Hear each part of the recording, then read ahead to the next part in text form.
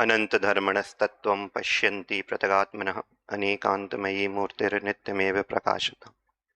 आदरणीय मंच, श्रोतागण, विषय तो अंकुर जी ने बता ही दिया। गाथाएं हैं कुल 25 और मिनट हैं 15।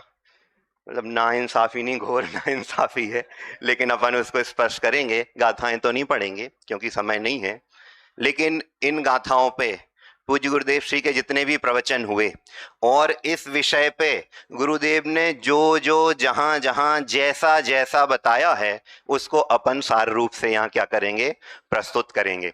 तो ये तो अपन सबको पता है कि संसार का प्रत्येक जीव सुख चाहता है और सुख है मोक्ष में। और मोक्ष कैसे मिलेगा? कि मोक्ष के मार्ग पे चलने से। और मोक्ष का मार्ग क्या है? कि सम्यक दर्शन ज्ञान चारित्र की एकता। तो हम समझेंगे कि यह सम्यक्त्वाचरण क्या है, संयमाचरण क्या है।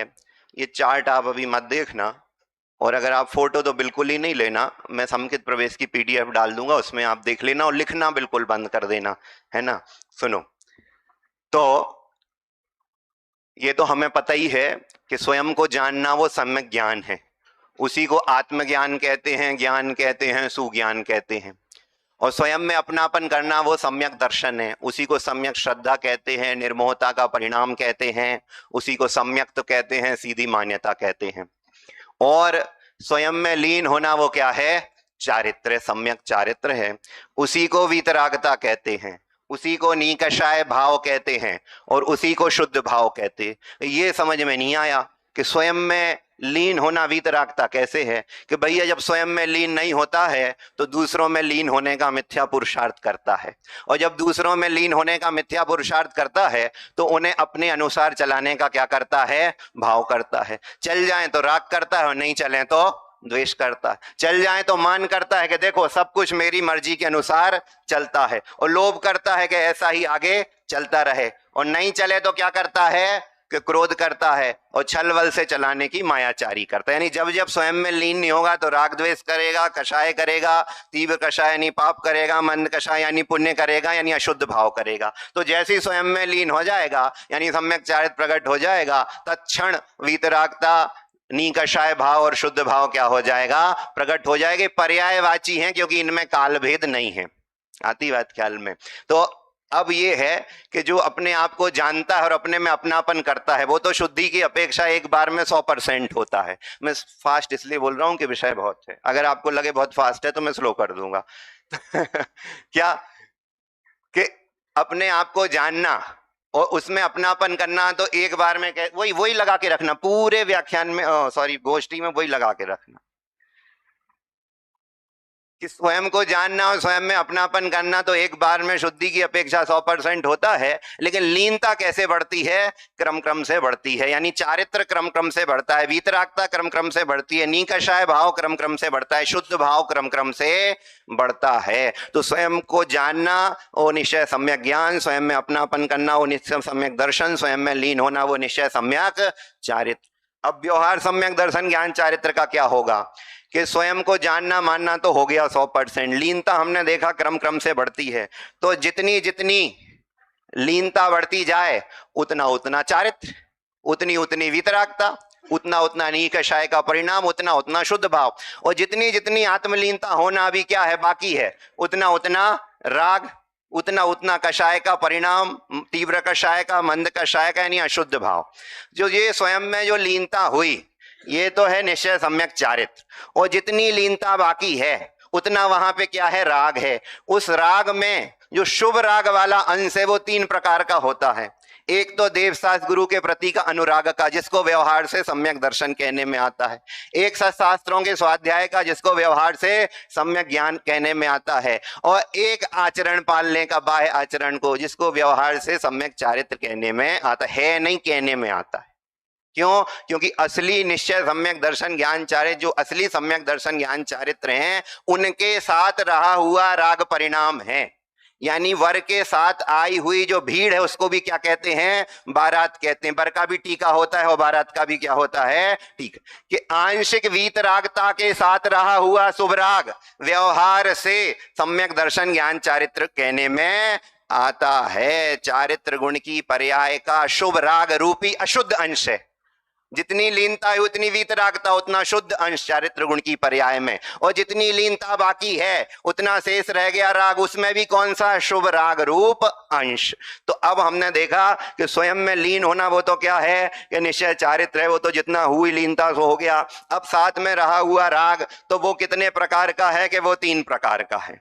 एक तो श्रद्धा संबंधी यानी देवशास्त्र गुरु के प्रति समर्पण संबंधी, एक शास्त्रों के ज्ञान संबंधी, और एक आचरण पालने संबंधी। अब ये जो आचरण पालने संबंधी है कि पहले स्तर की यानी किंचित आत्मलीनता किसी जीव को हुई है, यानी कौन सा गुण स्थान प्रकट हुआ है? चौथा गुण स्थान प्रकट हुआ है। समझने के लिए कहें कि पहले स्तर की आत्मलीनता हुई, ये तो है इसका निश्चय सम्यक्त्वाचरण चारित्र, स्वरूपाचरण चारित्र की कणिका क्या हो गई?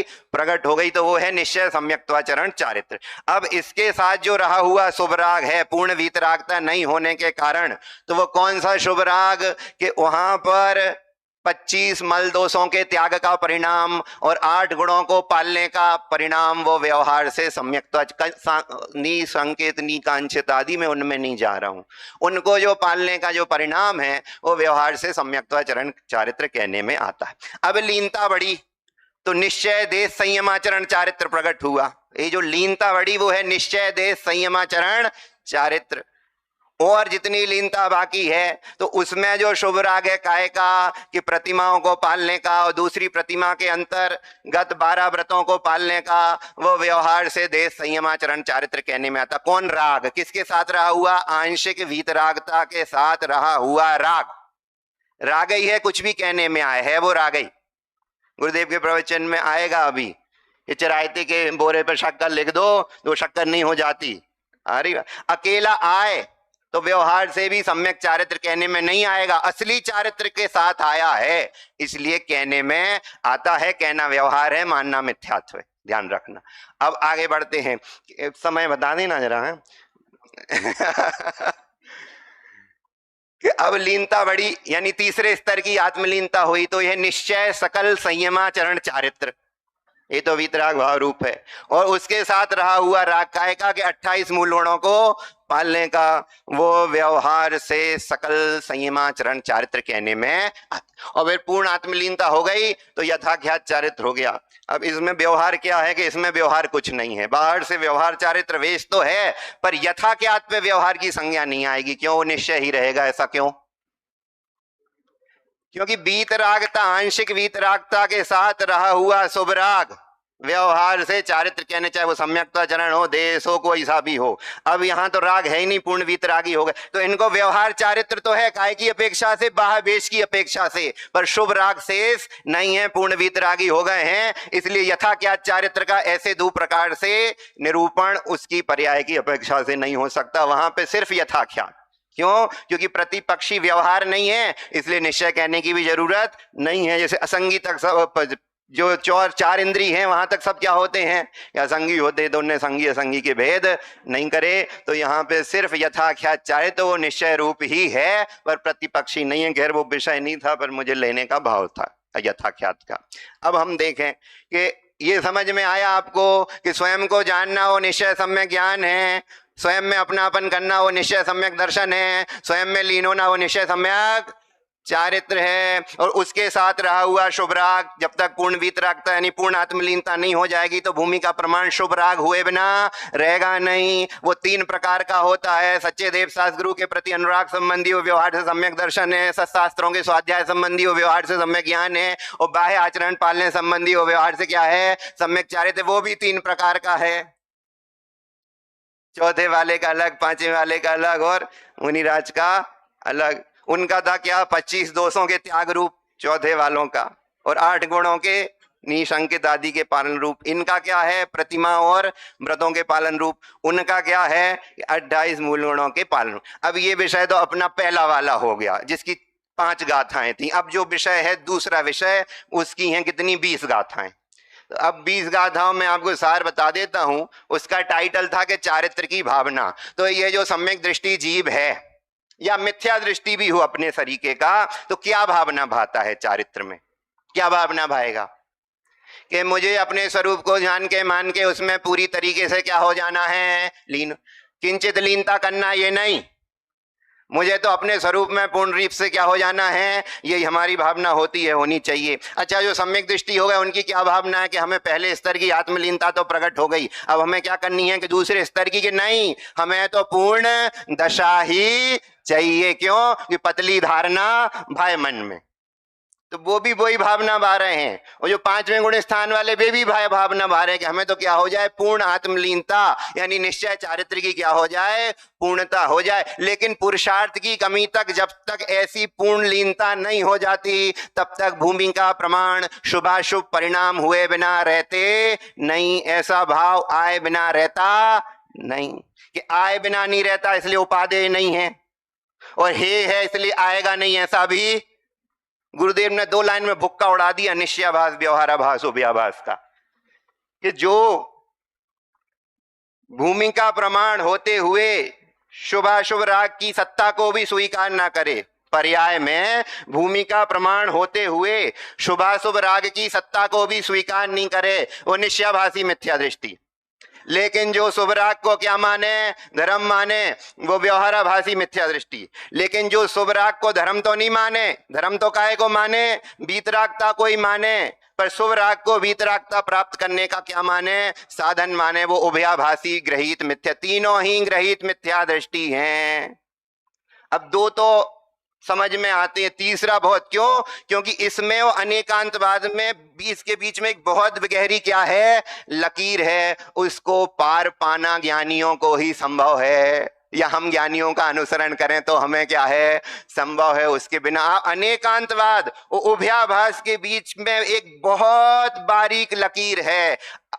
अक्सर टाइम तो उभयाभास का निरूपण किया जाता है अनेकांतवाद के नाम पे, वो अनेकांतवाद की सबसे निर्मम हत्या है, क्योंकि अनेकांतवाद के नाम पे ही अनेकांतवाद की हुई क्या है, हत्या। तो चारित्र की भावना भर है कि मैं अपने स्वरूप में पूर्ण रूप से क्या हो जाऊं, लीन हो जाऊं, कि ये शुभाशुभ राग से मेरी स्वाभाविक शांति का क्या होता है, घात होता है, मुझे दुख की क्या होती है, प्राप्ति होती है। और जे त्रिभुवन में जीवन अंत, सुख चाहें दुखते, ये भावना बातें। फिर ये इतने 20 गाथाओं में क्या बताया, ये तो एक ही गाथा में बता सकते थे, 20 गाथाओं में तो ने प्रतिमाओं का स्वरूप बताया और मूल गुणों का क्या बता दिया, स्वरूप बताया। वो ये बता रहे हैं कि जब तक ऐसी पूर्ण वीतरागता नहीं हो जाती, तब तक ये बाधक परिणाम हुए बिना रहते नहीं। तो तुम खुद के खुश नहीं हो जाना कि जब हम कहें कि हे है लेकिन भूमिका प्रमाण तो हुए बिना रहे, तुम कहा अरे ये हूफ निगोद में ले जाएगी, इतना तो अरे रखना नहीं है, उसको निकालना है, हुए बिना रहते नहीं। इसका ज्ञान कराए। कैसे? कि मान लो कोई चौथे गुण स्थान वाला है और उनको तो क्या एक ही लक्ष्य ना कि पूर्ण रूप से आत्मा में क्या हो जाऊं, लीन हो जाऊं। निरंतर काय का प्रयास चल रहा है कि लीनता का प्रयास चल रहा है। तो जब वो ये लीनता का प्रयास कर रहे होते हैं, यानी अनंतानुबंधी का तो अनुदय है, यानी पहले स्तर की क्या हो गई है, अनंतानुबंधी। मतलब किंचित मात्र भी आत्मलीनता नहीं होना, उसका नाम है अनंतानुबंधी। और किंचित आत्मलीनता हो जाना, उसका नाम है अनंतानुबंधी का विरोधी सम्यक्त्वाचरण चारित्र, निश्चय सम्यक्त्वाचरण चारित्र। तो यही भावना बहा रहे हैं कि हम पूरी तरीके से क्या हो जाएं, स्वयं में लीन हो जाएं आदि ख्याल में। लेकिन फिर क्या होगा कि लीनता का पुरुषार्थ चल रहा है, और वो लीनता होने वाली हो, यानी दूसरी जो कषाय है अप्रत्याख्यानावर्णी, वो भी क्या है, जाने वाली हो। तो जाने के पहले ये नियम है कि कषाय कैसी होती है, मंद होती है। उस कषाय की मंदता के कारण उनको ये प्रतिमा अणुवृत्तियों को लेने का बाधक परिणाम आए बिना रहता नहीं, आता है, लेते हैं, लेकिन वे तो अपने उसी काम में लगे हैं और उसमें क्या हो जाते हैं, सफल। तो ये नहीं समझ लेना कि अणुव्रत लिए इसलिए दूसरे स्तर की आत्मलीनता हुई, नहीं। दूसरे स्तर की आत्मलीनता होने वाली थी, इसलिए वो कषाय जाने से पहले क्या हुई, मंद हुई, इसलिए अणुव्रत लेने का परिणाम आए बिना रहा नहीं। तो ऐसी आत्मलीनता हम सबके जीवन में क्या हो जाए, प्रकट हो जाए। इसी भावना के साथ ओम नमः सिद्धेभ्यः।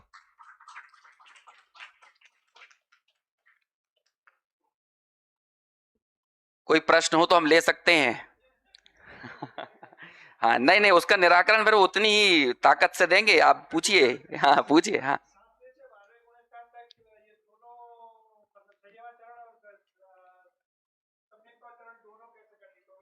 देखो, जिसको चौथे स्तर की आत्मलीनता हुई तो उसमें पहली, दूसरी, तीसरी सब शामिल है कि नहीं है?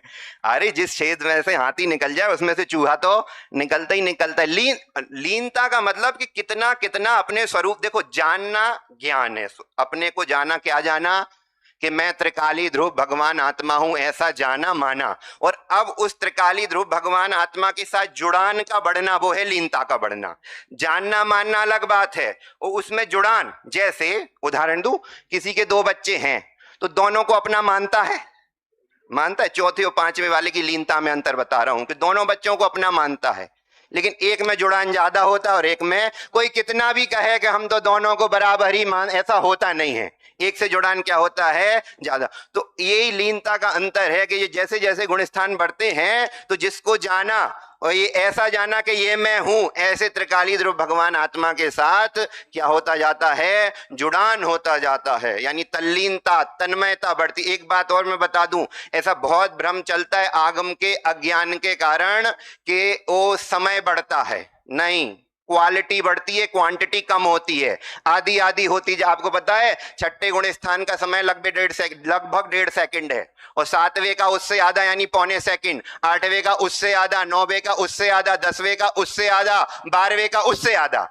तो क्वांटिटी तो कम होती है, क्वालिटी यानी जुड़ान, ये धबला वगैरह में सब प्रकरण है। तो जब क्या है कि उसमें क्वालिटी बढ़ती जाती है, लीनता, तल्लीनता। अब सेकंड तो चलते नहीं थे, तो वहां पे आचार्य देव ने नाड़ी का हिसाब बताया। तो पंडित फूलचंद जी सिद्धांत शास्त्री हुए ना, तो नाड़ी की तो पता है ना एक सेकंड में कितने बार धड़कती, तो उनने पूरा कि तो लगभग, इसलिए उन्होंने लगभग शब्द भी जोड़ दिया कि लगभग 1.5 सेकंड का है अंतर मुहूर्त। ये पानी छानने का नहीं लगा लेना, वो चरणानी योग का, करणानी योग का, उत्कृष्ट, मध्यम, जघन्य, और जघन्य में भी अधस्तन जघन्य। हरी बात ख्याल में, बहुत छोटा सा है तो समय तो कम, और लीनता बढ़ने का मतलब ये टाइम स्लैब बढ़ना वो नहीं, क्वालिटी, जुड़ान, गहरे गहरे स्वरूप से क्या होता है जाना, जुड़ान होते जा। उपयोग अशुद्ध भी हो जाए ज्ञानी का, पर जुड़ान नहीं छूटता। इसी को कहते हैं गायक की डोर को हाथ में थाम के रखा है। देखो, स्वरूपाचरण यानी स्वरूप में लीनता, चाहे वो पहले स्तर की हो, दूसरे की हो, तीसरे की हो, चौथे की हो, इसलिए वहां पे स्पष्ट करा स्वरूपाचरण चारित्र की कणिका प्रकट हुई, यानी किंचित आत्मलीन। स्वरूपाचरण का सीधा मतलब है अपने त्रिकाली ध्रुव भगवान आत्मा में क्या हो जाना, लीन हो जाना। स्वरूपाचरण चारित्र की कणिका, इसलिए कहा कि पहले स्तर की आत्मलीनता हो गई, उतने स्तर का अतीन्द्रिय आनंद का क्या हो जाता है, वेदन हो जाता है। यही उसकी पहचान। पूर्ण लीनता हो गई यानी पर्याय पूर्ण शुद्ध हो गई, शुद्धि की अपेक्षा से, अभी पूर्णता की अपेक्षा से नहीं, अभी केवल ज्ञान नहीं हुआ है, केवल दर्शन नहीं हुआ है। आ रही बात ख्याल में, ये शुद्धि की अपेक्षा से, यानी श्रद्धा गुण की और चारित्र गुण की जो शुद्धि है वो पूरी हो गई, लेकिन अभी ज्ञान पे आवरण है, यानी ज्ञान की पूर्णता। ज्ञान शुद्ध है पूरा जितना है, लेकिन अभी पूर्ण नहीं। दर्शन जितना है वो कैसा है, शुद्ध है, लेकिन अभी पूरा नहीं। वीर जितना है उतना शुद्ध है, पर अभी पूर्ण नहीं है। इसे देखो, 12वें गुण स्थान की एक और बात मैं आपको बता ही दूं कि यहाँ पे पूर्ण वीतरागता हो गई, अपने स्वरूप में पूरी तरीके से लीन हो गया, तो पूर्ण सुख है, पर अनंत सुख नहीं कहलाता। क्यों? क्योंकि अनंत सुख को जानने के लिए अनंत ज्ञान चाहिए, अनंत सुख को देखने यानी उसका सामान्य अवलोकन करने के लिए अनंत दर्शन चाहिए, और अनंत सुख को भोगने के लिए अनंत क्या चाहिए, वीर। कोई फटे हाल सड़क छाप आदमी हो, 10 करोड़ की लॉटरी लग जाए तो हार्ट अटैक आ जाता, क्यों? उसकी सुख भोगने की इतनी क्या नहीं थी। ये तो दृष्टांत दे रहा हूं। तो पूर्ण सुख हो जाता है क्योंकि लीनता पूरी हो गई, श्रद्धा और चारित्र का दोष मिट गया, लेकिन अनंत सुख नहीं कहलाता। धन्यवाद।